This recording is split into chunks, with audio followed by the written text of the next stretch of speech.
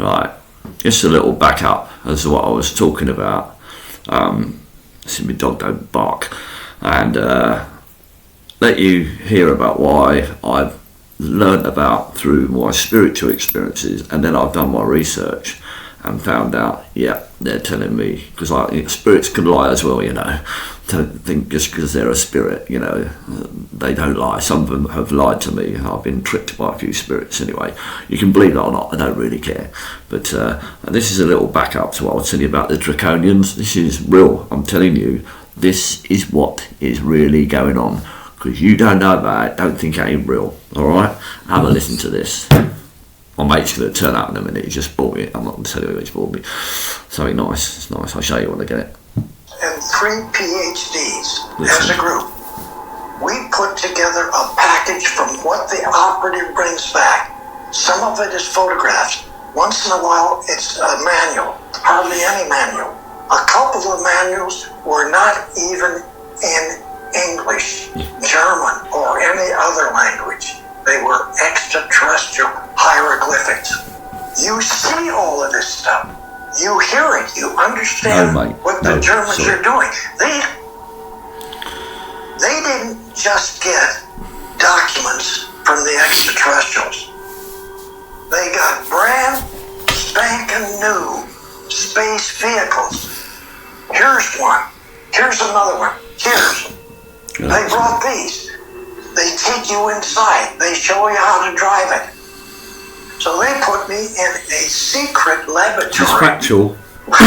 This is factual. Which is trust designing, not flying wings like Northrop does. Whistleblowers. Okay? These are just a fuselage with no wings and no tail.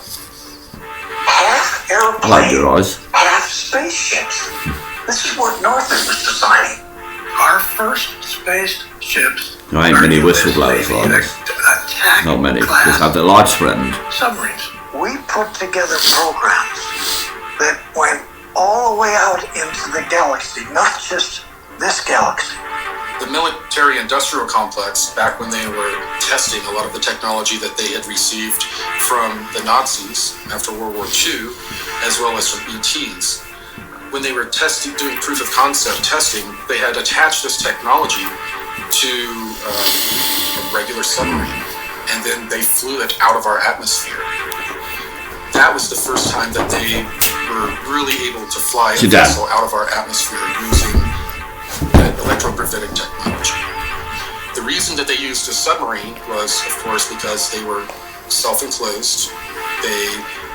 The crews that served on them were used to serving 6 months or more away from home, having all of their supplies with them. And they had the psychology of being able to handle those tight quarters for such a long time. The technology developed to a point to where they developed the finances, this financial schemes, to begin to build out fleets of these long cigar-shaped craft. Some of them were kilometer long or longer, and they could make them longer by putting in sections. And the sections were modular, just like in modern submarines. Sit down, mate. Sit down. The fuselage. Sit down. And pull out sections. It could one of these modules could be set for like 3 or 4 months as a laboratory for a bunch of different scientific programs. And then at its next time at port, the modules are swapped out, and then it's a hospital ship. The modules swapped out the next time, and it's a troop transport. Or it's just a long-haul freighter. So these ships are very modular, and in the beginning they were using power systems that were nuclear. Then they moved to thorium type of electrical generation. And then the other one.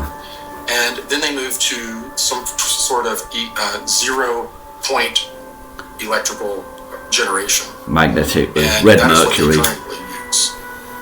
What I tell you. This is totally unreal. That this happened like in 1942 on this planet. Extraterrestrial come from who knows where out of the galaxy. Germany, even though there are others, not just one. That these Draco reptilians pick out to do two types of missions.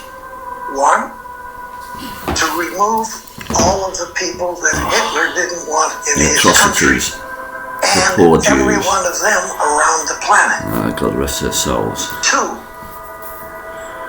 to take every man, woman, and child on this planet and put them in slave factories, men, women, and children. Do you know what's on the dark side of the moon? I do. Build and construct and Mars. all these different types of Draco They're there. Navy Trust me. space battle group ships. Just because NASA don't tell you, they won't tell you. Insanity. This is what happened. He had concluded from what these insiders were telling him that the Germans had actually made treaties with a highly aggressive and highly negative reptilian humanoid race that they've called the Saurians or the Draco. This treaty involved the Nazis actually being given workable technology that is built with our own conventional systems. They use a sort of mercury turbine, a type of mercury called red mercury. And then they are actually able to leave the Earth. They had a settlement on the moon. They had a settlement on Mars. And they were doing this stuff as early as 1939. Electromagnetically, they spin it. Red mercury, that's what creates anti-gravity and other stuff. As you can imagine, everybody was thinking he was crazy, but yet these insiders were reporting literally standing there, in which you have 8 foot tall, even 12 to 14 foot tall reptilian extraterrestrials, terrifying in appearance. They smell bad, actually advising the Germans on how to build this stuff in these various bases, including that in Antarctica. Operation High Jump was an operation commissioned in 1947 that was led by Admiral Richard Byrd. And on the public level, it was said that this was a scientific exploration. But what happened was that this operation was commissioned with 33 ships, 13 aircraft, and 5,000 men. Now, this was not a scientific exploration with that many men and that many ships. What Operation High Jump actually was commissioned for was to go down to Antarctica and basically root out the Nazi installations that they had built pre and during World War II. The DC flyover was an event that occurred over successive weekends in July.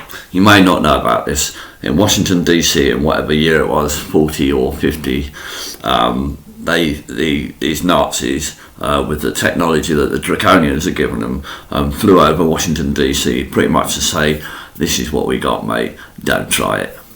Trust me, this is real, factual, recorded, look on the net, you'll find it. This ain't crap, mate. You want to listen to me? I do know a little bit. 1952 in Washington, D.C.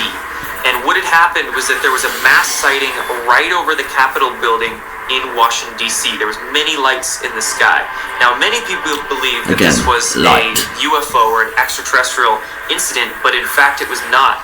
It was German saucers, German craft that were flying over the Capitol building and essentially forcing the hand of the Americans to accept many of these Nazi scientists into their control structure. Operation Paperclip. When many of these Nazi scientists came into America after World War II in Operation Paperclip, they infiltrated into basically every power structure in the United States, government, media, medical systems, basically everything. After World War II, James Forrestal went to Germany to tour many of the research facilities that the Germans had over in Europe, and John F. Kennedy actually accompanied him on those tours. By the way, that's why he got popped. Kennedy was actually given information by Forrestal about secret space programs and the UFO phenomenon. And near the end of James Forrestal's career, he was also embroiled in many policy struggles within the United States government. He wanted to disclose the UFO phenomenon and the technologies associated with it. It was said that he committed suicide by jumping out of a high-rise hospital that he was staying in at the time of his death. But of course, many people are also believing that he was actually pushed out of the window and in fact assassinated to prevent him knowledge. I don't want the knowledge out there. Technologies and UFO projects. They had a really troubled Eisenhower that passed over the torch over to Kennedy. Right, you get a little snippet of what I was trying to tell you. There's the backup. It ain't bollocks, it's real. Right, I've got to go, it's my old pals coming round, I've got to sort something out. Look after yourselves, God bless. I'll give you some more soon. Look after yourselves.